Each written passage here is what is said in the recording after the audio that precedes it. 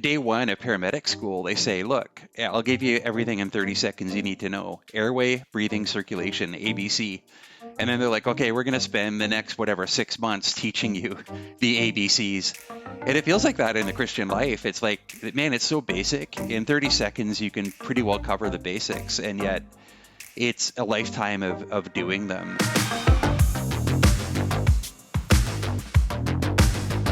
Welcome to the Redeeming Productivity Show. This is the show that helps Christians get more done and get it done like Christians. And I'm your host, Reagan Rose. Well, I'm excited to be joined today by Darryl Dash. Darryl's the pastor of Liberty Grace Church in Toronto, and he's the director of Advanced Church Planning Institute. And he and his wife, Charlene, are the co-founders of Gospel for Life, a Christian resource ministry. And Darryl's also the author of several books, including How to Grow, and most recently, 8 Habits for Growth, which if you're on the newsletter, you've probably seen recently. I featured it in a recent issue. So, Darryl, thanks for joining us. It's good to have you. I am so excited to be here. I follow your ministry, and thanks for having me today. I'm really glad to be here. So, maybe tell us a little bit more about yourself. I know about your wife, Charlene. You also have 2 adult children, right? And you're up there in Canada, just north of me here in Michigan. So I'm in Toronto, which is, yes, the place in Canada that probably is one of the better known for Americans. Yeah, I live downtown Toronto, so I look out my window and I see planes and condos and not a lot of houses or green stuff, but I'm right in the smack dab center of the city. So I've been a pastor for 20 years, and then the past 10 years have been a church planter. So it's been, I can't believe it, it's been like 30 years of ministry. The past 10 years have been like planting a church in downtown Toronto. Downtown Toronto is a little bit, maybe, it makes Portland or Seattle look like the Bible Belt. So it's been quite a ride to be here, but it's been a lot of fun to be downtown and primarily working with millennials, Gen Z, and younger people. So it's easy for me to forget that I'm as old as I am because I'm just surrounded by a bunch of young people all the time. It's been great. Oh, that's wonderful. And so you planted Liberty? Yes. So I thought I was too old to be a church planter, and it really got under my skin. And then the only reason not to plant eventually became fear. So God really dealt with me and was like, man, that's a really bad reason not to plant a church because everything else was a green light. And yeah, so we planted, and we were told we couldn't plant a church here. Yeah, I was told nobody could plant a church here. That people wouldn't come, or that there would be problems with getting a church building, or what? Too tough an area. Like people wouldn't be interested. It's too secular, too expensive. Yeah, so one guy, a good friend of mine actually, who's one of the best church planters I know in Toronto, he said, I don't think anybody can plant a church in this area, and definitely you can't plant a church in this area. So I say, close friend to say something like that. Better be a close friend, I should say. Yeah, exactly.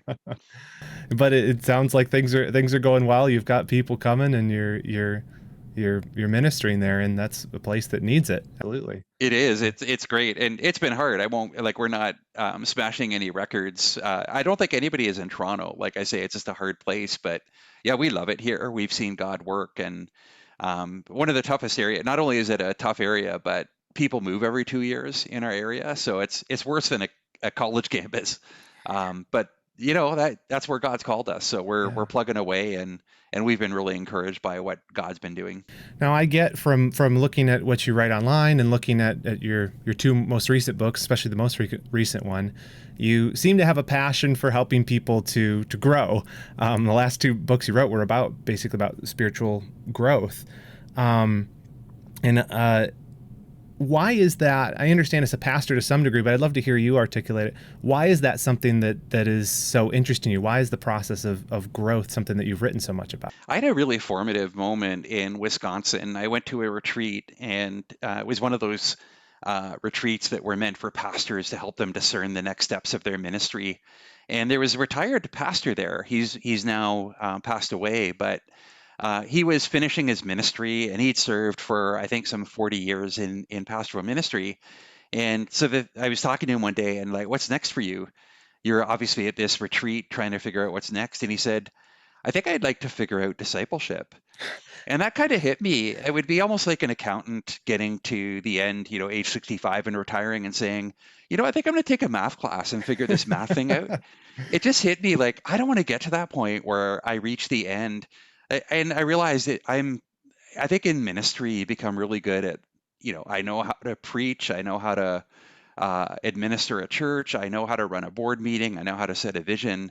And it's easy to go through all the motions of ministry, but not necessarily have a strategy for seeing people grow. Hmm. So on one side, that was a ministry side. I think on the personal side, I watched my wife make a transformation in her physical health. And I began to see a lot of parallels between how she was experiencing change. And I was planting a church. One of the benefits of planting where we are is we're dealing with people who really are early in their walk with God. And I began to really think, how can I help them experience the same transformation spiritually Mm-hmm. that my wife is experiencing in her life physically? So that got us thinking about, are there transferable principles, and how can I take? I remember looking at somebody walking in the door of the church one day and realizing she's got nothing. And we're here to help her Yeah. even build the base to begin to grow. And that just got me thinking about, man, I got a responsibility not just to plant a church or run a bunch of services, but really to help these people grow. The book, Eight Habits for Growth, I love the approach of it where it's less like do this one thing that's going to like change your life forever. Do this one time, one thing, and this is going to be the big breakthrough you're going to have, and more about how do you build these, I mean, simple, they're not complex habits into your life so that you become a certain type of person. And I think it's subtle, but it's a mental shift for people, because I think a lot of even Christians, you think, I'll go to this retreat or I'll go to this thing, or there'll be some giant wall that I break through. And of course we have moments where God does big things in our lives, but often it's simply that slow plodding. I think I love that approach, the habit type thing. Reagan, most times I look back at my own life, and it's like you hit these periods of rapid growth, but then you hit these plateaus and sometimes even setbacks. I think it was, if I'm not mistaken, Eugene Peterson who said it's more like almost like snakes and ladders, right?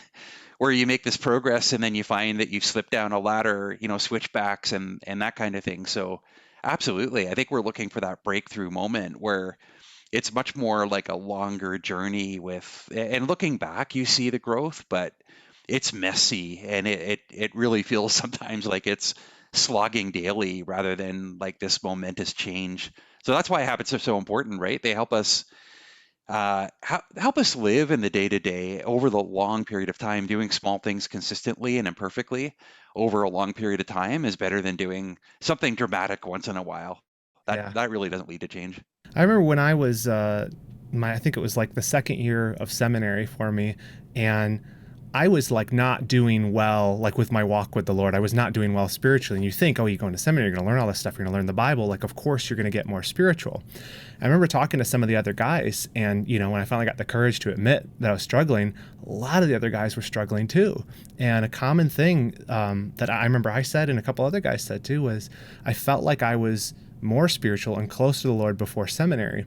And I remember thinking about that. I'm like, why would that be if we're learning the Bible so much? And I mean, at least for me, I think that the issue was to accommodate all the extra study, all the extra things I was doing. I'd actually begun to think that I'd moved beyond some of the basic things of like daily prayer and reading my Bible just to be with the Lord each day. And I thought I could replace it with just study. And maybe you could if you did it in the right mindset or whatever. But it was a wake up call for myself that you can't really move beyond the basics if you want to walk with the Lord, if you want to grow. There's not this extra upper echelon of if you're going to get past these normal habits. It's just no matter where you are, you need to be doing them.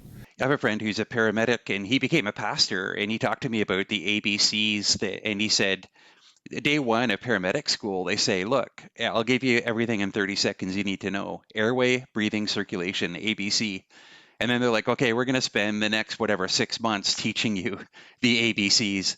And it feels like that in the Christian life. It's like, man, it's so basic. In 30 seconds, you can pretty well cover the basics. And yet it's a lifetime of doing them. And I mean, it's the same in sports. It's in everything, right? You're just working the same basics over and over again and gradually building that strength. And so, speaking of the basics, what are you lay out? The book's called Eight Habits. What are those habits? What are the things you dig into in the book? The first thing that people are surprised because the first couple things I do are actually not what they're expecting. The first one, and I think this relates to a lot of what you talk about in your ministry, is making time. And I know that this isn't a Toronto thing, but I know in Toronto, the way to drive people crazy is to wait for the light to turn green and then just wait, like just count to 1 second. And you will get people so angry that you are not going yet. Like people are in a rush. They're so busy. I don't even know that they know where they're going. But people don't have time and we began to realize I got to help people clear away 10 to 15 minutes at least a day, and nothing more than that. I mean, if you want, you can do more, but at least where I am, if I can get our people to think, okay, can I take 15 minutes a day and begin to build these practices in my life? That's a major win. The next place I go is rest. And again, people are shocked by that. They're expecting me to say, okay, like, here's a Bible reading plan, go to it. But I think that people are so tired. And I'm really struck by the fact that God creates Adam and Eve, and it's like, okay, what now? And it's like, oh, good news, it's Sabbath. You get to rest. They haven't worked or anything, and God's like, you get to rest. And the invitation Christ, I think it's such a picture of the gospel, right? God doesn't call us to, he does call us to do stuff, but initially the call is, it's been done for you. Enter into my rest, and out of that rest, you can begin to work. And so I just talk about, man, the first two habits are kind of clearing room in your life to not just do, but to be, and to begin um, to build these habits in your life. So they're almost like pre-habits in a way, but they just clear room for people to begin to do other things. And then I get to the predictable ones, scripture, prayer, participating in the life of the church. And they're so boring. Like, I'd like to say that they're sexy, but they're like, we all know we should be doing them. We all know, like, man, I almost feel embarrassed to say, hey, I wrote a book on how to grow. Well, what's in there? Read the Bible, pray, and go to church. But I'm amazed at how few people are doing it. Yeah. And here's what I've learned. I don't know anybody who's growing spiritually who isn't doing those three things. Yeah. Everyone I know, and on the other side, I know a lot of people who feel stuck spiritually. And then you begin to probe their lives. In every case, I found that there's been a breakdown in one of those three areas. Mm-hmm. They've stopped being in the Word. They've neglected their prayer life, or they've wandered away from the church. So Mm-hmm. I think those are the basics, right? Those are the ones that they're so simple, and then you continue practicing them your whole life. Um, I kind of take a sideways turn there and talk about the body, just because I think we have such a, uh, your passion would line up with this. I think we treat ourselves as disembodied souls, Yeah. and we don't really realize God created us as embodied creatures, and it's not an accident. In fact, we'll be embodied creatures for eternity. Apart from that one really weird period that Paul calls being unclothed, Yeah. it's not a good state, right? That intermediate state. We're going to feel like naked, like, man, I just feel exposed. But otherwise, for eternity, God made us with bodies, and I think we need to recover a Christian view of the body. And then I wrap up with not just how to make these habits a short-term thing, but how to really integrate them long-term into your life. So it's a pretty basic book, kind of taking the pressure off, building the basics, and then looking about how to do this for the long haul, not just for the short term. And it's so action oriented too. From as far as I've gotten in it now, I just love that. It just you tell people what to do. And I had on, it was maybe a couple months ago now, my friend Joe Bernard. He runs a ministry where he basically it's for men, but he gives them a specific action plan. He tells them when to go to bed, when to wake up, and he said just follow this and get these habits in order. I remember being struck by that because it sounds so it like overly simple, but that's the key. I think a lot of people, we procrastinate on these things. Even though I might know that I need to do some of these things, I don't know exactly how do I clear out room for this? Why is it that I'm running into this wall? How do I be consistent? And for someone to come along and say, do this, follow this plan, here's how you do it. I just think that's absolutely so beneficial for people. Yeah, people need it. I think of it almost giving people handles. And then when you give them the handles, they can eventually, like I remember driving school, right? And they were so dogmatic about, look, this is the only right way to drive a car, 10 and 2 and all that kind of stuff. And the longer you drive, you can kind of go off road. You can, and I mean, not literally, you can begin to adapt, right? But I think initially it really helps to have those very clear guidelines, and then you begin to fit them into your life. Yeah, absolutely. Yeah, you don't start learning to drive with your knee while you're drinking a coffee and eating a sandwich. You But do you that get there. later. Yeah, you get there.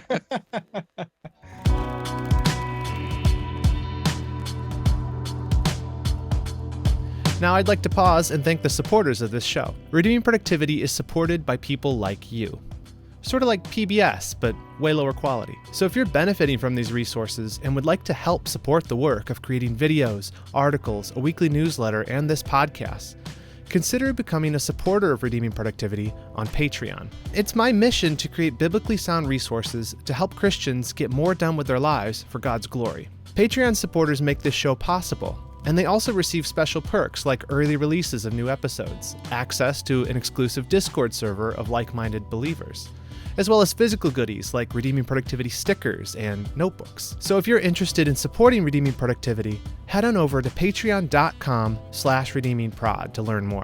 There's also a link in the show notes, as well as information on how to give a one-time gift if that's more your jam. Thanks for your support, and thanks for listening.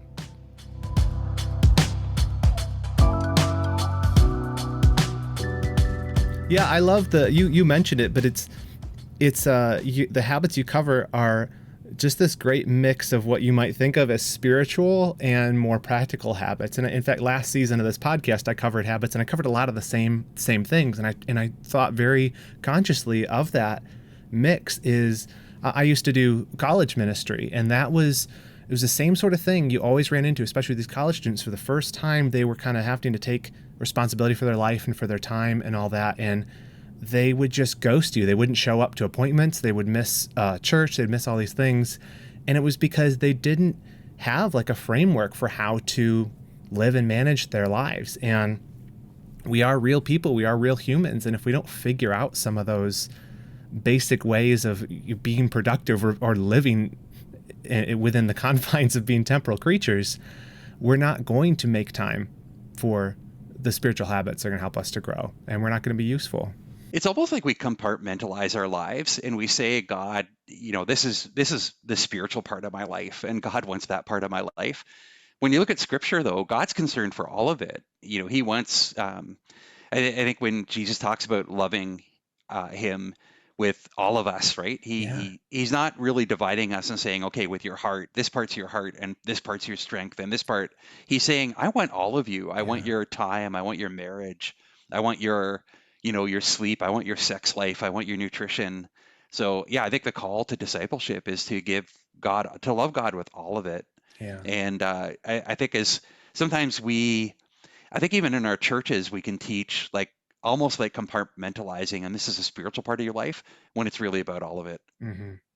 Yeah, I think it's related to what you were mentioning, the whole disembodied thing. Like, I think there is sort of a, maybe not full on Gnosticism, but this whole thing that just crops up over and over again in the evangelical church, where the spiritual is elevated over the physical. And just as you said, I don't think the Bible talks that way. There's a spiritual realm, and that's an important part, but you cannot separate the two. It doesn't work. You can't actually function that way. I talked to Dr. Greg Allison at Southern Seminary, and he had a student come to him and say, man, I'm struggling spiritually. And he began to talk to the guy. It's like, well, tell me about your life. And it turned out the guy was basically living on potato chips and getting about 3 hours of sleep a night. And his life was a wreck, and his body, he was getting sick and everything. And he said, I'm really struggling spiritually. What do I do to rekindle my spiritual life? And so Dr. Allison said, I think you need to revamp your diet and get some sleep. And he was so offended. Right. He was so offended because he said, I wanted help with my spiritual life, and you're giving me, basic advice. And Dr. Allison was like, exactly, because that's what you need. That's the sticking point spiritually for you. So yeah, I think we've got to see ourselves as whole beings rather than just being like souls in this container, right? All of it matters. Our spiritual lives matter, but all of our life matters, and they all play against every part of our life plays against the other parts. Hmm. What are some common sort of mistakes or hangups or pitfalls you see for believers who are trying to implement better habits? What are the ways you see people kind of getting tripped up in that? One of the biggest things I see is that most books on habits are written by people who are really good at habits, Yeah. which which is it's almost like I don't know. It's almost like experts writing for other experts, and I think the Michael danger Jordan on how to play basketball. exactly that's right. And the problem is most of us are not at that level, and so one of the big things I see is we feel defeated. We read these books, and it's you got to get up at 5 in the morning and do your devotions, maybe an hour, and then read the scripture. I think we've just got to take the pressure off and realize doing small things is beautiful, and figuring out what works for you is also beautiful. A few years ago, I persuaded my wife to do a Bible reading plan, and she did. And she came to me 3 months later and said, Darryl, you've completely ruined my devotional life. She said, I had a rhythm that was working for me, and you came along and kind of imposed your what works for you on me, and it Yeah. destroyed it. And I would say to this day, she's still saying, I'm still working on getting back to where I was before.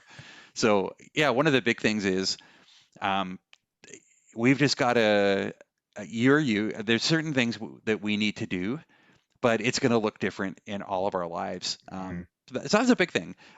I'll just close with this. This as I think about the biggest mistake. I once taught on habits, and the next session after I taught on habits was a pastor got up 8 people. At one was a mother of twins. Another one was a young medical intern. Another was a retired guy. Another one was like a mid-level executive. And he would turn to them and say, "Okay, what does this look like in your life?" And I loved it because all 8 of them, it looked very different, Yeah.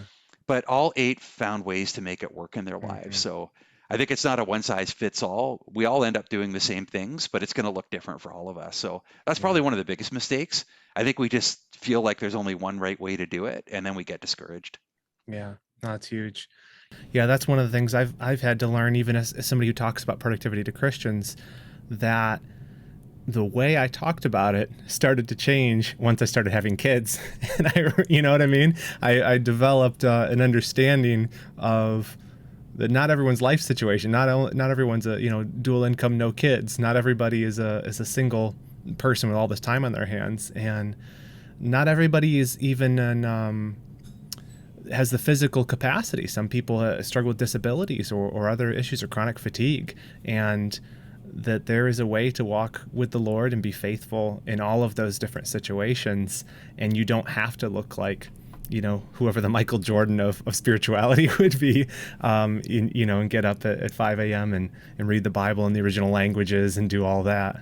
I like the mother of twins test. Every time I'm preaching, I think, could a mother of newborn twins do this? Oh, And man. if she can't, I think, okay, I'm being a little bit too dogmatic. I've got to bring it down to, yeah, otherwise I'm just heaping law and condemnation on her rather than, yeah, allowing her to walk faithfully with God in her season of life.